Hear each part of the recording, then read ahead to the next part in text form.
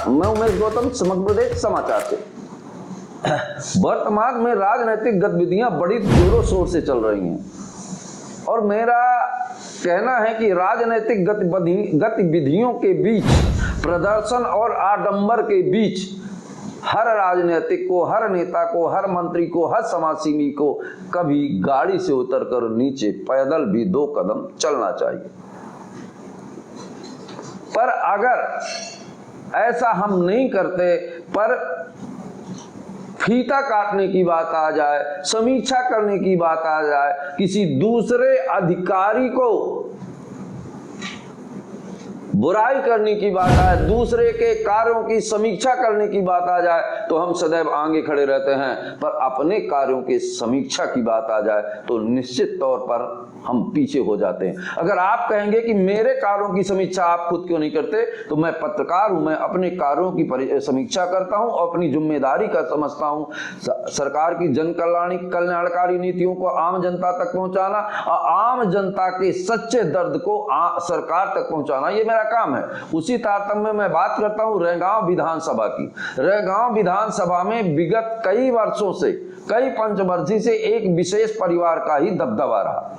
वहीं रैगांव विधानसभा की दुर्गति शायद अफ्रीका के कुछ युगांडा जैसे शहरों की तरह है, जहां आज भी लोग पैदल नहीं जा सकते हैं।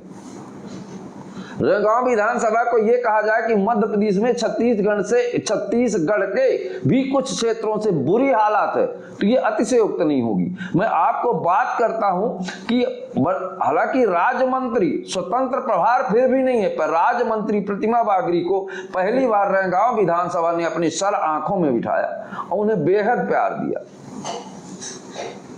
उन्होंने रैगांव विधानसभा के चुनाव के टाइम पे भी कुछ गांवों ने चुनाव का बहिष्कार किया था कि उनके घर तक जाने का रोड नहीं है। मेरा सवाल है मंत्री जी से कि उनके लिए इन्होंने क्या किया। दूसरे स्थानों पर तो तुरंत पहुंचकर, कूद कर जाकर और वहां तैयार रहती, पर अपनी विधानसभा में जिसने उनको इस लायक बनाया कि उन्हें कहां जा सकती हैं, इतना बड़ा ओहदा दिया, पूरे देश में नाम दिया, वहीं मैं आपको कुछ गांवों को नाम बताता हूं। उन गांवों में आप जाकर खुद देख सकते हैं कि कितनी दयनीय स्थिति है उन लोगों की। कुछ गांव मेरे जुबान पे है, नाम पे उनको मैं बता देता हूं। रैगांव विधानसभा में एक गांव चुरहाई है। आज भी वहां अगर कोई बीमार हो जाए तो ट्रैक्टर से नहीं आ सकता साहब, कंधे में डोली बनाकर लाना पड़ता है।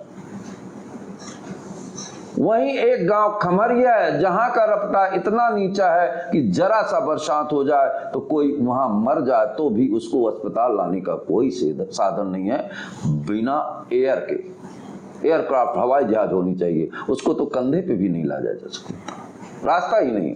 वहीं दूसरा गांव सतना शहर से 8 किलोमीटर दूर रामपुर 84, वहां भी आप बरसात में किसी भी तरह से गांव के अंदर घुसने की हिम्मत नहीं कर सकते, ना कोई वाहन जाता है। वहां के लोगों से दुर्दशा जाने, और अगर कोई बीमार हो जाता है तो कितनी कठिन परिस्थितियों से वो अस्पताल तक पहुंच पाता है। वहीं एक गांव है रैगांव विधानसभा में कुरगवा, जिन्होंने चुनाव के टाइम भी चुनाव का बहिष्कार करने का प्रयास किया था।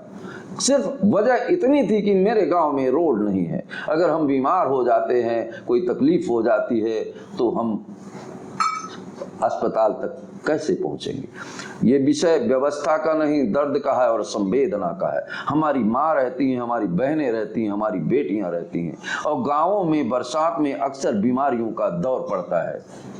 और इन हालात में जहां रोड भी नहीं है, सड़कें नहीं हैं, उनको अस्पताल तक आने में बहुत सारे लोगों को अपने जीवन से हाथ धोना पड़ता है। मैं तो सिर्फ ये कहना चाहता हूं कि नेता मंत्री चाहे कुछ भी ना करें, पर इस बात का जरूर ख्याल करें कि हमें पुनः 5 साल बाद लौट के उस जनता के पास जाना है और फिर किस मुख से वोट मांगना है। अब वो जनता नहीं रही, जनता मौके पर जवाब देती है, और विगत 30 सालों से एक ही परिवार का कब्जा है।